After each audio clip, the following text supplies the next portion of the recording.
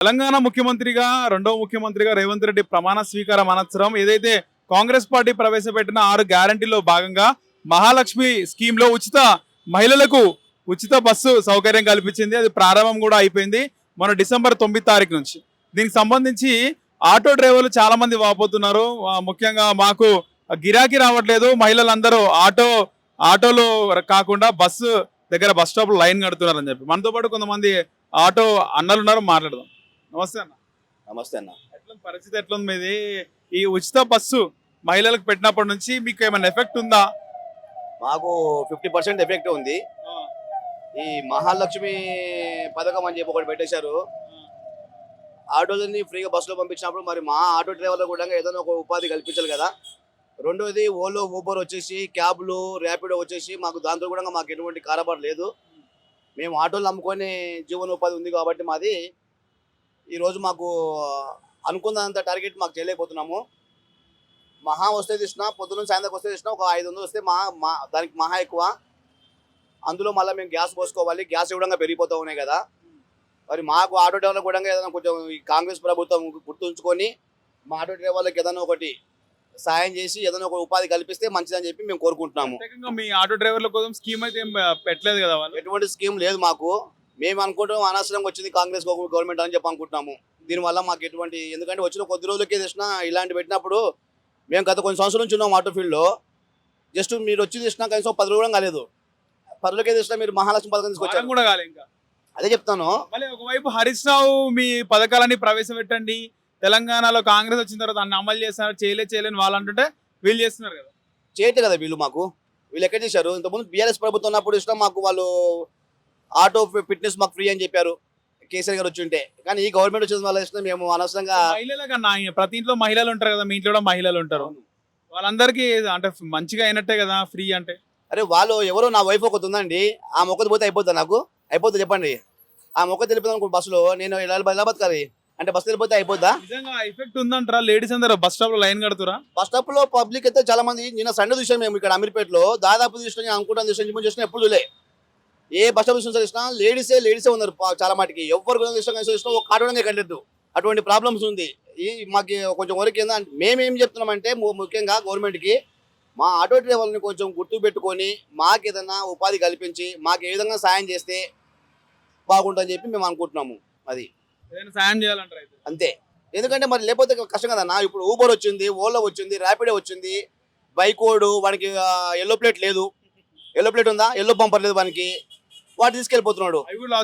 లాసే కదా మరి అందరూ. మాకు ఈ ఓలో ఊబర్ ర్యాపిడో ఇవన్నీ లేకపోతే చూసినావా మాకు ఎంతవరకైనా కొంచెం బెనిఫిట్ కదా. రెండో చూసినా హైదరాబాద్లో వచ్చినా చాలా మంది చూసినా ఈ గ్యాస్ బండ్లు వచ్చినా డిస్ట్రిక్ట్ బండ్లు కూడా వచ్చినాయి. దాంతో కూడా మాకు ఎఫెక్ట్ కదా. మీరు ఏం కోరుకుంటున్నారు అయితే? మేము కోరుకున్నది ఒకటే, ర్యాపిడో ఈ ఓలో ఊబర్ ఇవన్నీ తీసేసేసి మహాలక్ష్మి పథకం ఇచ్చారు కాబట్టి ఆటో డ్రైవర్లకి మాకు ఏదైనా ఒక ఉపాధి కల్పించాలి. మీకు నెల కింద శాలరీ లాగా ఇచ్చి మీకు కూడా ఏమన్నా ఓకే. ఇప్పుడు ఆంధ్రలో జరుగుతుంది కదా ఆటో యూనియన్ జగన్ గారు ఇస్తుంది కదా, ఆ మాదిరి ఇచ్చిన పర్లేదు మాకు కూడా. ఆంధ్రప్రదేశ్ లో ఉన్నట్టు మీకు కావాలా అంతవరకు కదా. ఆటో డ్రైవర్ల విషయం చెప్తాను నేను. ఆటో డ్రైవర్లు ఆ విషయం కోసం వచ్చినా అక్కడ బెస్ట్ కదా అన్న. అక్కడ మీరు ఎన్ని రోజుల నుంచి నడుపుతున్నారు ఆటో? నేను దాదాపు ఒక 7 years అయింది నడపటి. కానీ ఎప్పుడు కూడా ఇలాంటి ప్రాబ్లం మాకు ఎప్పుడు లేదండి. ఇదే ఫస్ట్ టైం. ఇలాంటి స్కీమ్ కూడా ఫస్ట్ టైం కదా, ఫ్రీ బస్ లేడీస్ టైం కదా. ఇంతవరకు ఎప్పుడు లేదు. ఏ గవర్నమెంట్ మనకి ఇంతవరకు ఎప్పుడు చూసినా గవర్నమెంట్ మహాలక్ష్మి పథకాలు అని చెప్పి స్త్రీలకు ఉచిత బస్సులు అని చెప్పి ఇవ్వలేదు కదా. అట్లా కూడా బస్సుల మీద కొట్టుకుంటారు లేడీస్. ఇంకోటి ఇప్పుడు కేసీఆర్ పడ్డాడు కదా, హాస్పిటల్లో అడ్మిట్ అయ్యాడు, బాత్రూమ్ లో పడ్డాడు, తుంటిలో ఎముక ఎరిగింది, యశోద హాస్పిటల్ అడ్మిట్ అయ్యింది. అది ఏమనుకుంటారన్నా, ఎలా జరిగింది అనుకుంటారు అసలుకి? నేనేమనుకుంటానంటే కేసీఆర్ గారు తెలంగాణ గవర్నమెంట్ తీసుకొచ్చాడు. మెయిన్ పాయింట్ ఈ 10 సంవత్సరాలు చూసిన అనేకమైన అద్భుతాల కార్యక్రమాలు చేశాడు ఆయన.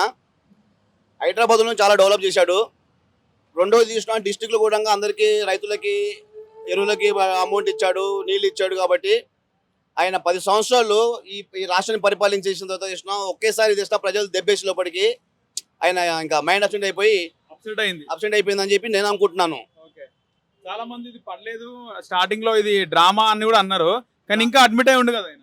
లేదు అడ్మిట్ అది ఆయన డ్రామా అనేది కాదు. అది యాక్చువల్గా అది ఎందుకంటే ఎవరికైనా ఉంటుంది కదన్నా. బాధ. ఒక రాష్ట్రాన్ని ఇన్ని సంవత్సరాలు పరిపాలించిన తర్వాత ఈ రోజు ఇంకోటి తీసుకుపోతానని చెప్పంటే ఎవరికైనా బాధ ఉంటుంది కదా. సచివాలయం కట్టాడు, కనీసం దానిలో ఒక 6 నెలలు కూడా ఉండలేదు కదా ఆయన. ఒకటేసారి పోయిండు అంతే. అంతే కదా. అది అన్న, ఇంకోటి రేవంత్ రెడ్డి పోయి కేసీఆర్ని కలవడం, చాలా మంది రేవంత్ రెడ్డి నువ్వు మొన్నటి వరకు తిట్టినావు, ఇప్పుడు పోయి కలుస్తున్నావు అంటే మీరు ఒకటైపోయినారా మళ్ళీ అని కొంతమంది ఊర్లలో ఉన్న ప్రజలు అంటారు. మీరు ఏమంటారు? సానుభూతి అన్నది ప్రజల్ని నమ్మించేందుకే. పెద్ద మనిషి కాబట్టి పోయారు అంతే. ఎందుకంటే అట్లా నీకు ఇవ్వడం కాదు.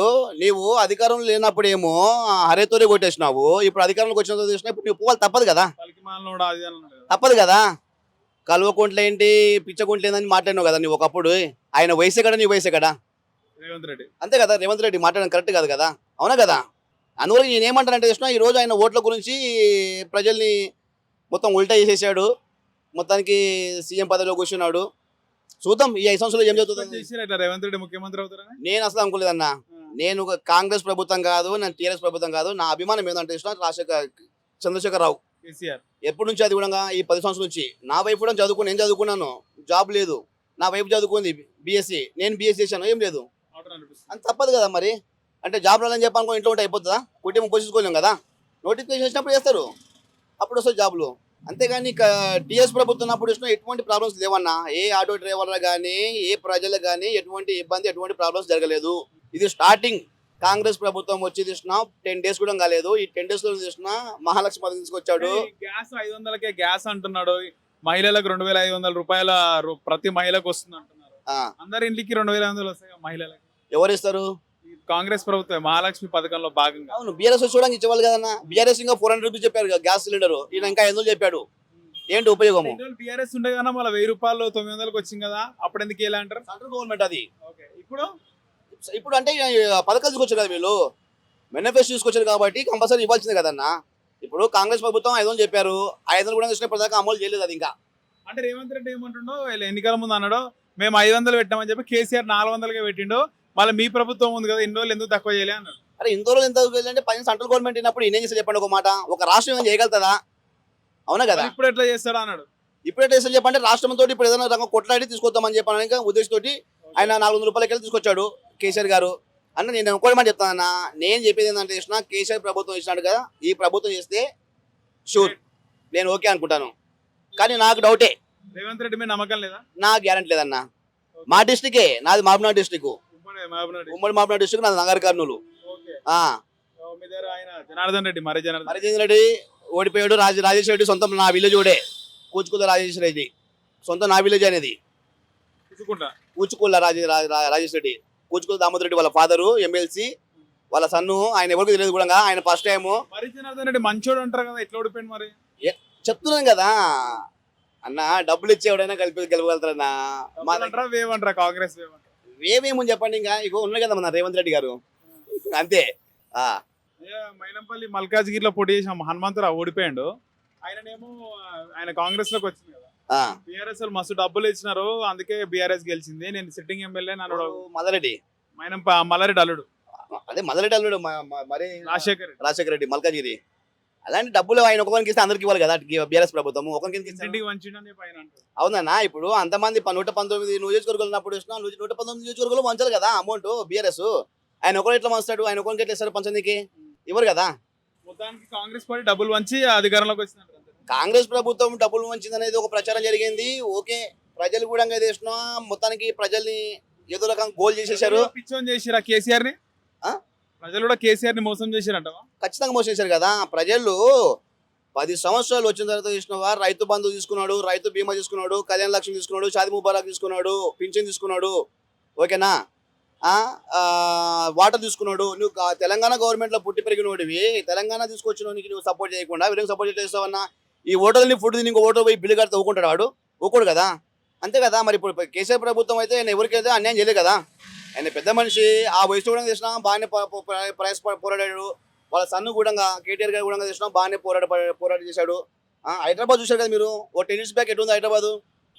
చాలా డెవలప్ అయిపోయింది. నేను ఒకటే చెప్తాను, కాంగ్రెస్ ప్రభుత్వము మా ఆటో డ్రైవర్లను గుర్తుంచుకొని మాకు ఏదైనా ఒక ఉపాధి కల్పించి, ఇప్పుడు ఏపీలో ఉంది కదా అదేది ఆటో సంబంధించింది, అటువంటి పథకం మాకు ఏదైనా తీసుకొచ్చిస్తే మంచిది. రైట్ అన్నా.